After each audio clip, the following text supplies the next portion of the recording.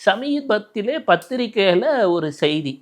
சூரியனை சுற்றி இருக்கக்கூடிய வளையங்களை ஒரு ஞாயிற்றுக்கிழமையன்று காண இயலவில்லை தொலைநோக்கு கருவியிலே என்று.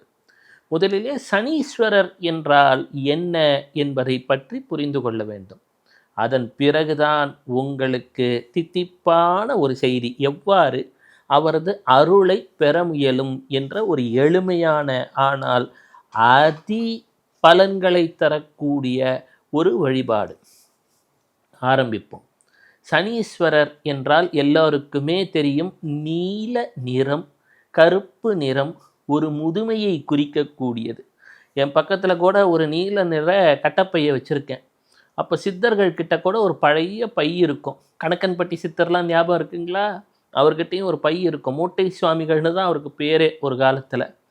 அந்த மூட்டையிலே நம் வினைகளை வாங்கிக் கொள்வார்கள், நம்மிடம் நன்மையை பெற்றுத் தருவார்கள். அப்பேற்பட்ட நற்குணம் சனீஸ்வரருக்கு உண்டு. இந்த சனீஸ்வரர் என்றால் முதுமையை குறிக்கும் என்று சொன்னேன். முதுமை வர வர ஞானம் பெருகுகிறது. அப்போது ஞானத்தை தரக்கூடியவர். ஒரு பெரும் செல்வத்தை தர வேண்டும் என்றாலும் அவரால் தான் இயலும்.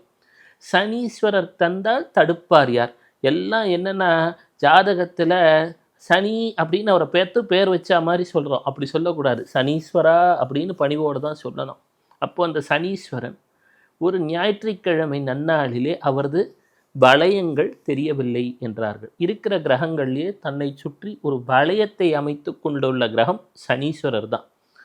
சனீஸ்வரர் என்றால் உழைக்கும் வர்க்கத்தையும் குறிக்கும். அப்போது மாஸ் அப்படின்றோம் இல்லையா, அதுவும் அவர்தான். ஐடி செக்டாரில் வெற்றி பெற வேண்டும் என்றாலும் சந்திரனும் சனீஸ்வரரும் ஏதோ ஒரு வகையிலே சம்பந்தப்பட்டிருக்கக்கூடிய ஜாதகங்கள் தான். மீடியாவில், ஐடி செக்டாரில், கணினி சார்ந்த துறைகளில், இந்த ஏஐ எல்லாம் சொல்கிறாங்க இல்லைங்களா, அதிலெல்லாம் இயலும்.